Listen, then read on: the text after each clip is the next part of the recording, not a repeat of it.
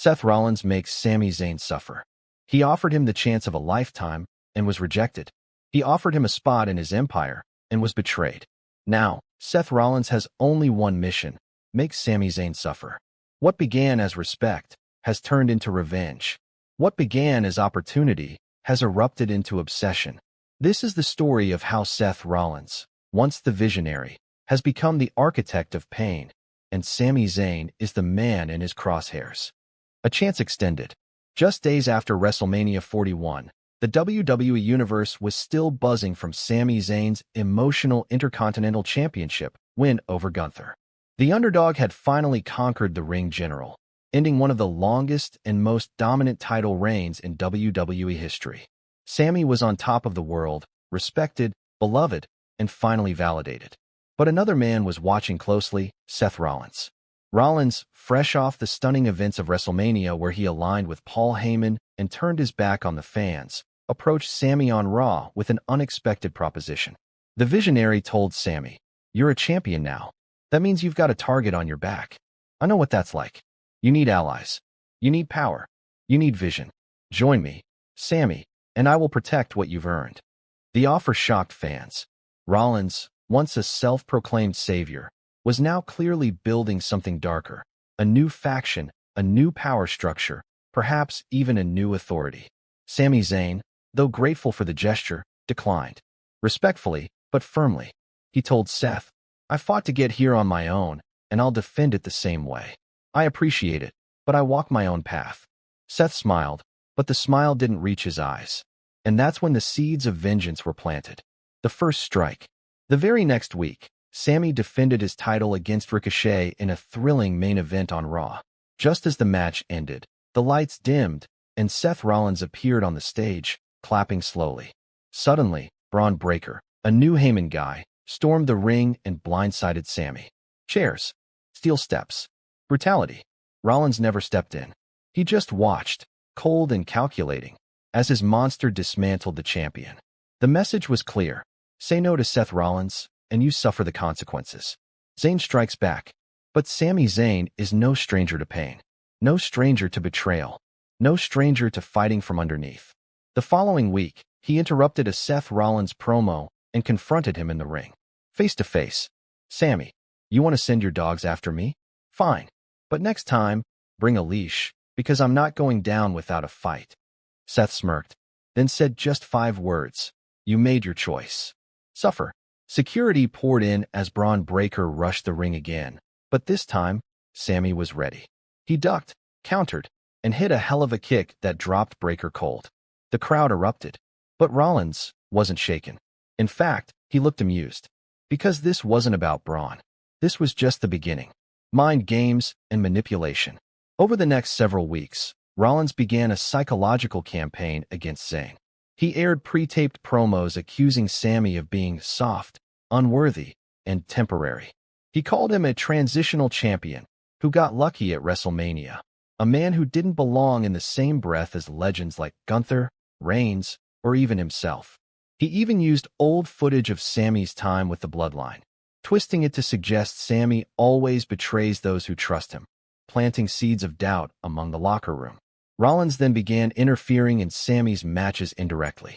Backstage attacks, technical glitches, fireworks malfunctions, even pulling strings to get Sami booked in handicap matches, all while never laying a finger on him personally.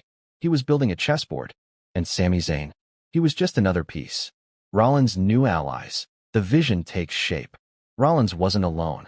With Paul Heyman as his consigliere, he began recruiting dangerous allies. Braun Breaker was the muscle. J.D. McDonough, estranged from Judgment Day, was brought in as the strategist.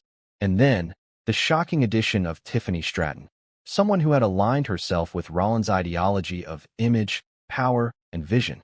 Together, they formed a dangerous unit being dubbed the Architects, a modern version of the Authority, with Rollins as the face, Heyman as the voice, and Chaos as the mission. And their first target? Sami Zayn. Backlash, the beating that went too far. At WWE Backlash, Rollins finally stepped into the ring with Sami, not for a match, but for a face-to-face peace summit. The idea was floated that they'd agree to coexist. But Rollins wasn't interested in peace. With the entire faction in tow, Rollins ambushed Samy in the ring and orchestrated one of the most brutal beatdowns in recent memory. Steel chairs, table spots, a double stomp from the top rope with Samy's neck caught in a chair. Referees were helpless. Medical staff rushed in. Heyman screamed, "This is a warning to every champion in WWE." Samy was stretchered out. Backlash ended not with a celebration, but with silence, injury updates, and emotional promos. In the days that followed, WWE issued a statement confirming that Samy had suffered multiple contusions, a possible concussion, and cervical strain. Fans were outraged. Hashtag Justice for Samy trended worldwide. Rollins, in classic fashion, appeared on Raw the next night wearing a custom suit, sunglasses, and no remorse.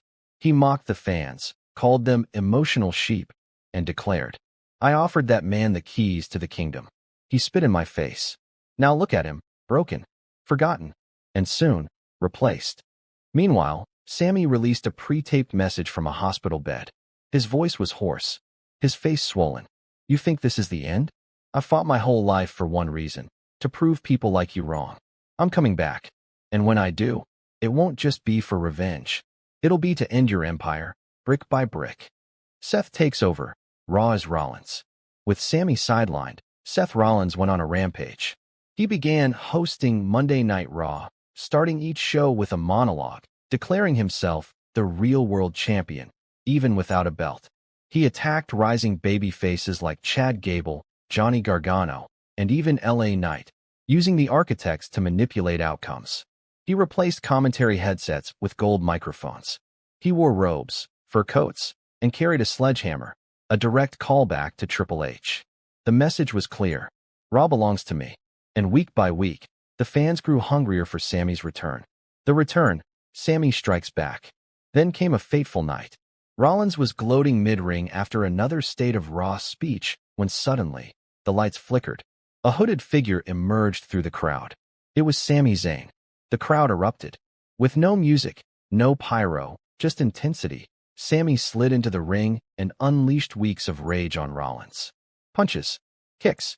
A hell of a kick that sent Seth flying over the ropes. Security swarmed the ring, but the damage was done.